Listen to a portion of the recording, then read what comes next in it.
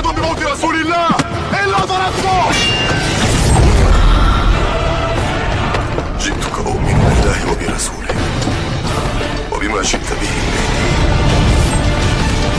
فقد أعذرت إليكم وأعذرتموني.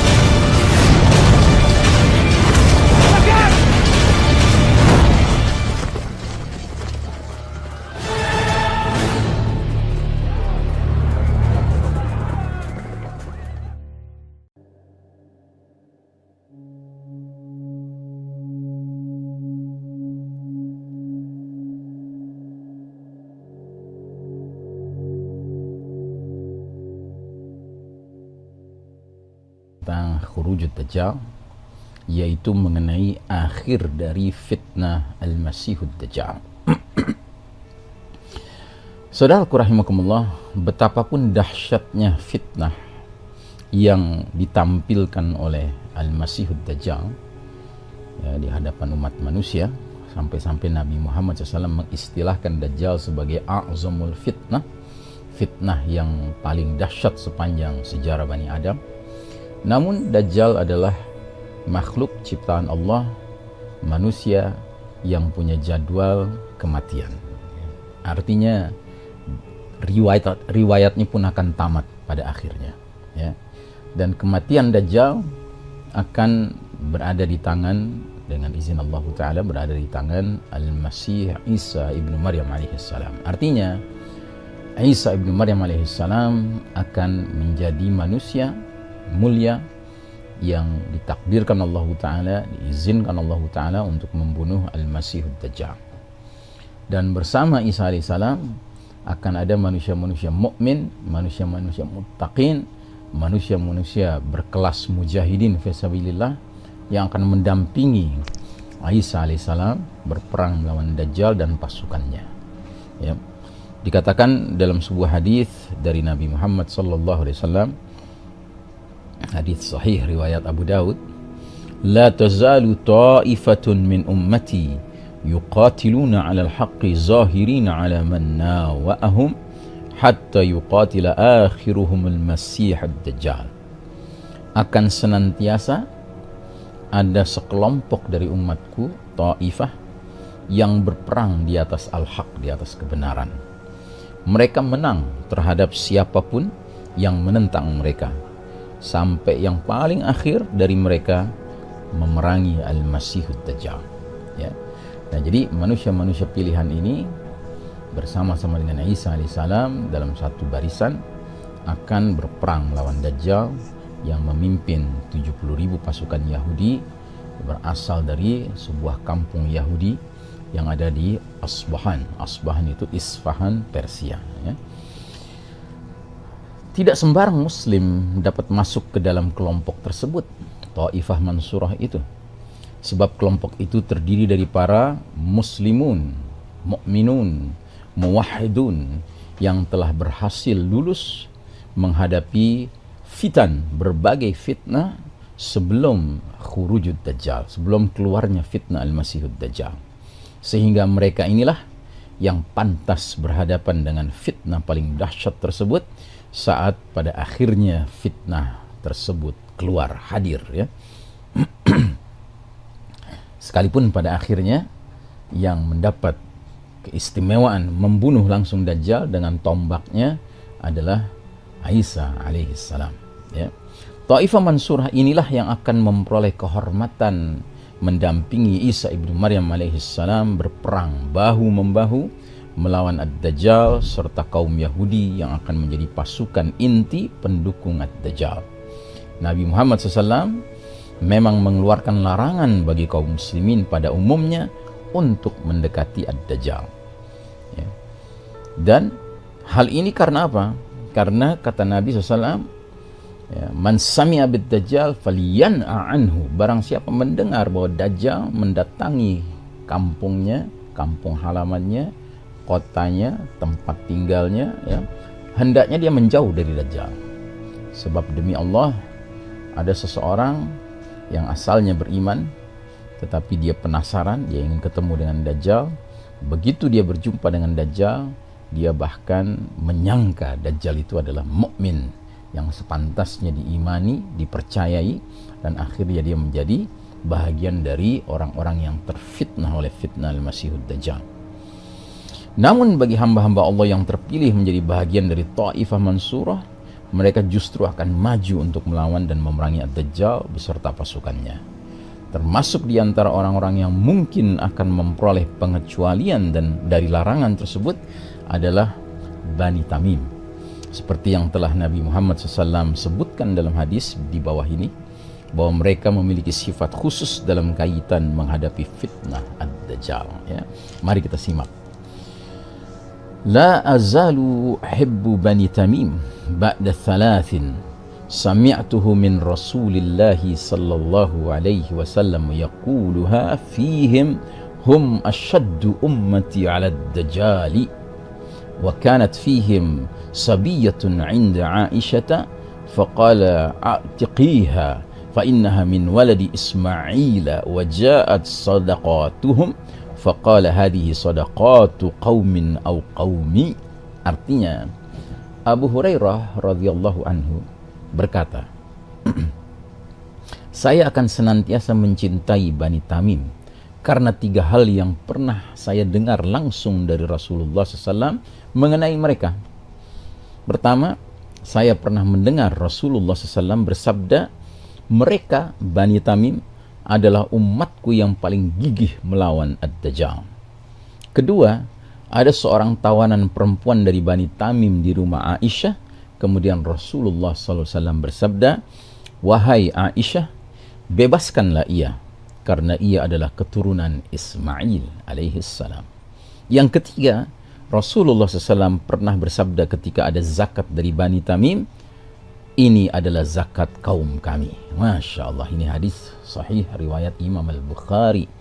Dan sangat boleh jadi bahwa seorang laki-laki mukmin yang Dajjal perintahkan untuk digergaji dari ujung kepala sehingga berpisah antara kedua kakinya, boleh jadi dia termasuk bahagian dari hamba-hamba Allah yang khusus dipilih Allah Ta'ala untuk secara proaktif mendatangi Dajjal dalam rangka membuka mata manusia bahwasanya Ad-Dajjal sebenarnya tidaklah sedahsyat sehebat yang mereka kira. Pantaslah bila mukmin tersebut pada akhirnya mendapatkan pujian spesial dari Nabi Muhammad SAW dengan ucapan beliau, sabda beliau, hadza a'zamun nasi syahadatan 'inda rabbil alamin. Lelaki ini, mukmin ini adalah manusia yang paling mulia mati syahidnya di sisi Allah Rabbul Alamin, Rabb seluruh semesta alam. Al-Masihud Dajjal laknatullah alaih merupakan makhluk Allah yang sangat buruk, dan dia akan mati dibunuh oleh makhluk Allah Ta'ala yang sangat mulia, yaitu Al-Masih Isa ibnu Maryam alaihi salam.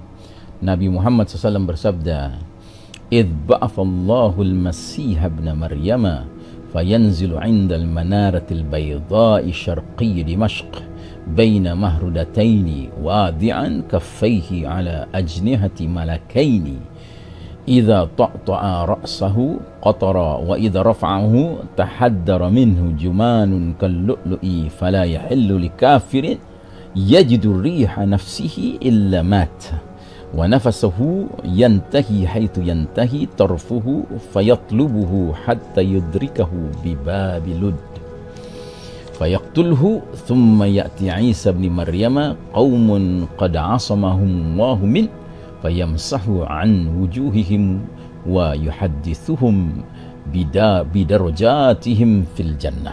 Masya Allah Ta'ala. Ketika Allah Ta'ala mengutus Al-Masih ibnu Maryam alaihissalam, maka Isa alaihissalam turun di dekat Menara Putih di wilayah sebelah timur kota Damaskus dengan mengenakan 2 kain yang dicelup za'faran berwarna kuning.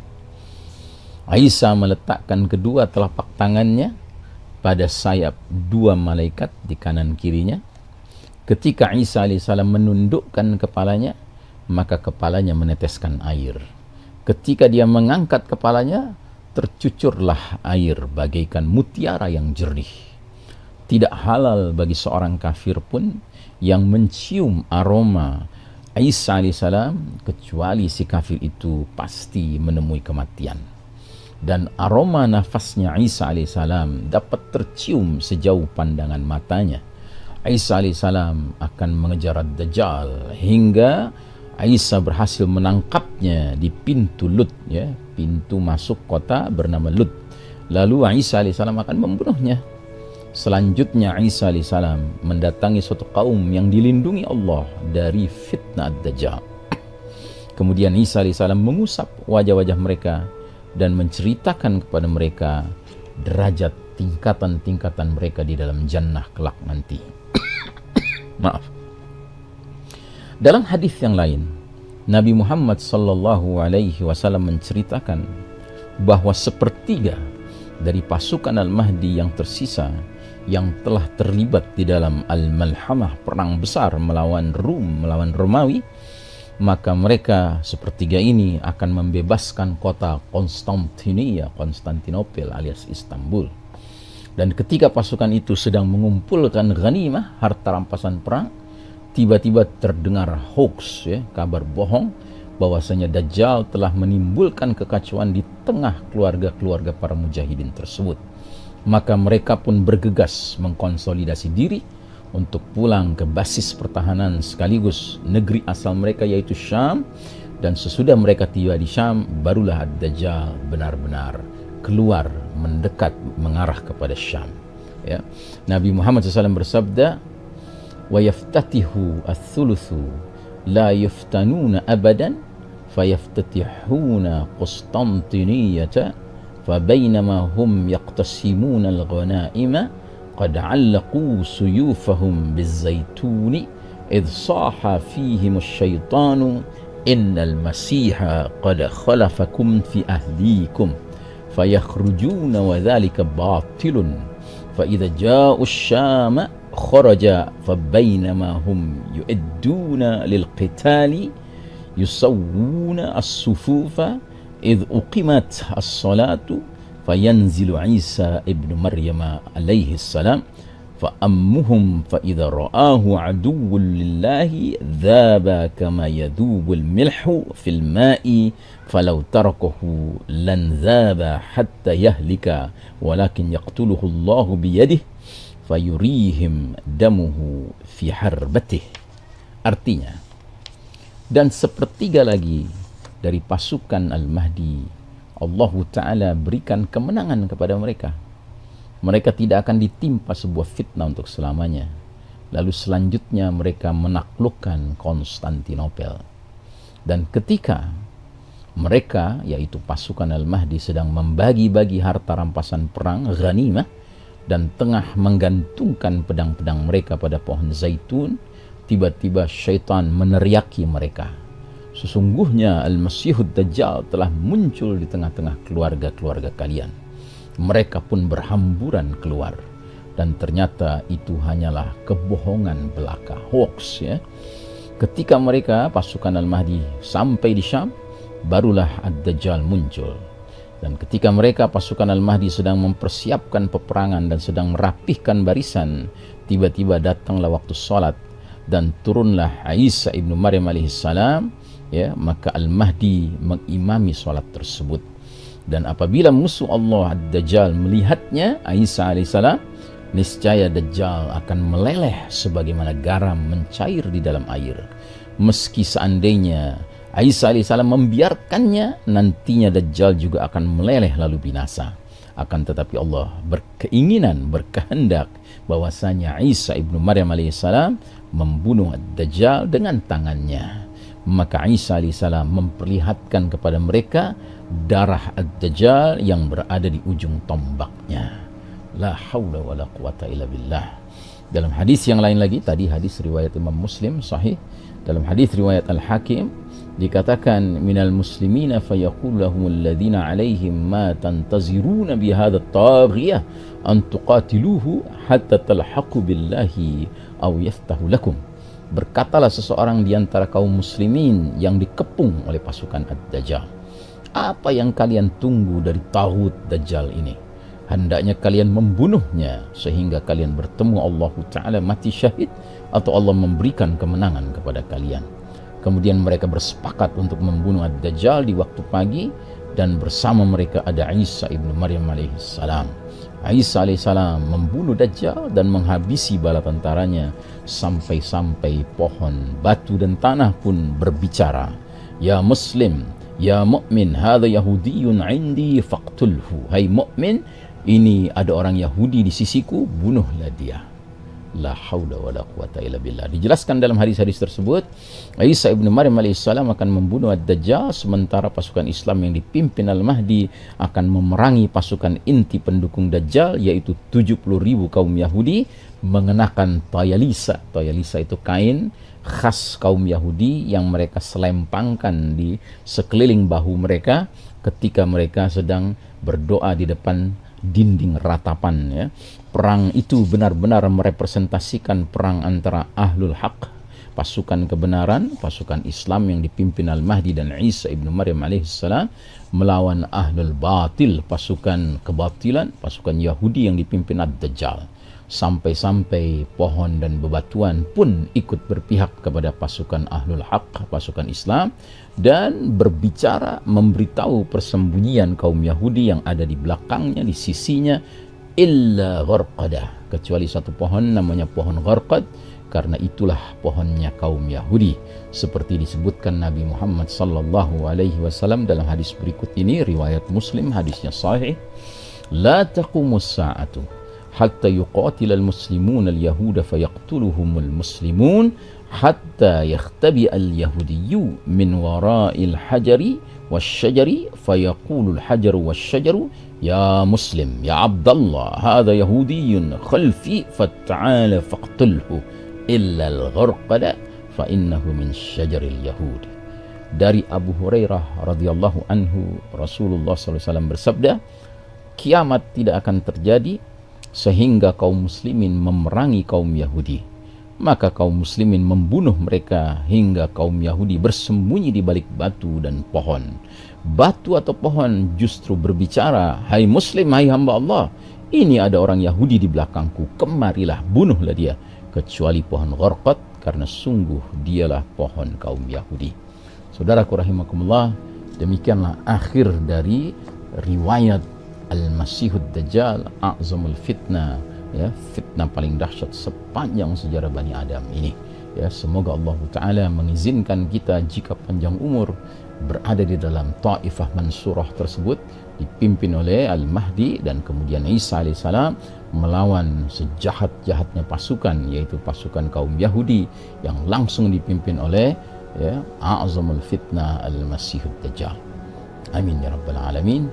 Wa sallallahu ala nabiyyina Muhammadin wa ala alihi wa ashabihi ajma'in. Walhamdulillahi rabbil alamin. Wassalamu alaikum warahmatullahi wabarakatuh.